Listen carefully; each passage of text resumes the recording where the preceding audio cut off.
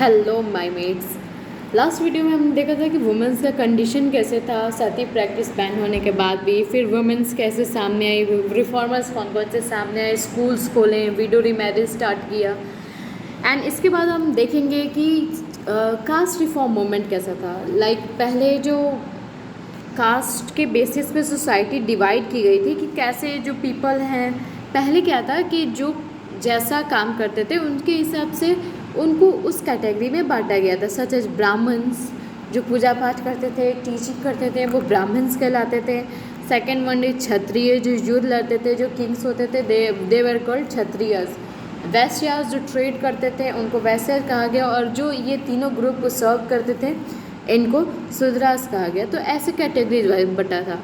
लेकिन क्या हुआ, धीरे धीरे इस चीज़ को चेंज करके बना दिया गया कास्ट के हिसाब से। यानी जो जन्म लेगा, पंडित के घर में अगर कोई बच्चा जन्म लेता है तो वो पंडित ही होगा।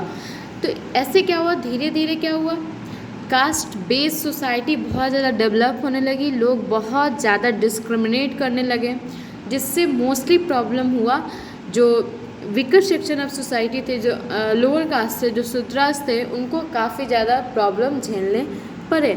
तो इसके लिए रिफॉर्म मूवमेंट आया कि इन सारी चीज़ों को सुधारा जा सके, जिसके लिए the young reformer of Brahmo Samaj defied caste and promoted inter caste marriage in the country.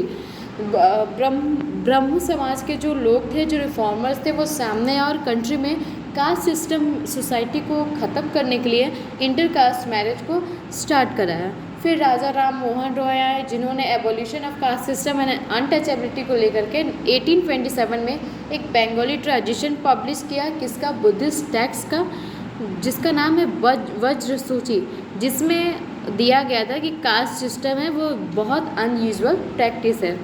फिर ईश्वर चंद्र विद्यासागर ने क्या किया, जब वो संस्कृत कॉलेज के प्रेसिडेंट बने तो वहाँ पे उन्होंने क्या किया, सारे स्टूडेंट्स के लिए, सारे जो कास्ट से बिलोंग करते थे उनके लिए एडमिशन ओपन करा दिया, जो कि पहले बस ब्राह्मण्स के लिए वो कॉलेजेस हुआ करते थे।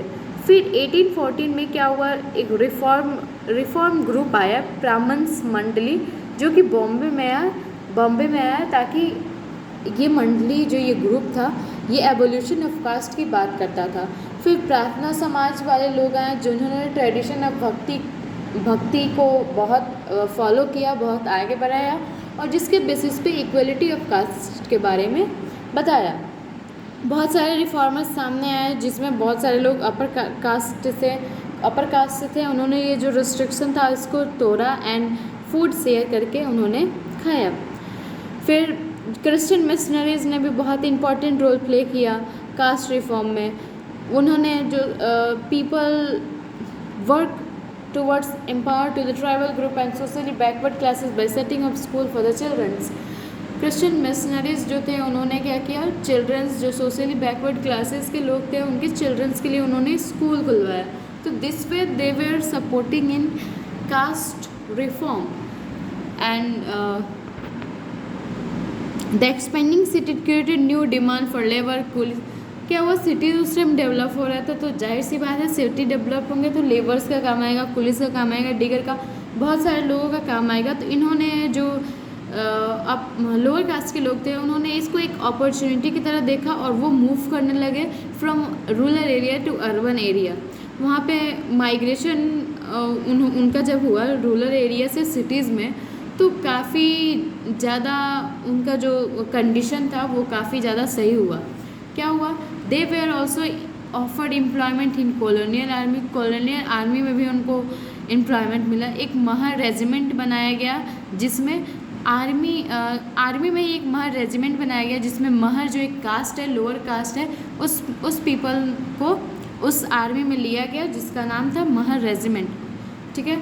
फिर फर्स्ट वर्ल्ड वॉर में बहुत सारे लेदर शूज़ का डिमांड था, तो लेदर का काम मोस्टली जो लोअर कास्ट पीपल थे वो करते थे, तो उनके लिए एक काफ़ी अच्छी अपॉर्चुनिटी आई और उन्होंने बहुत अच्छे प्रॉफिट भी कमाए आर्मीज़ को शूज़ प्रोवाइड करके। नॉन ब्राह्मण कास्ट रिफॉर्म मूवमेंट हम पढ़ेंगे नेक्स्ट वीडियो में, तब तक के लिए बाय।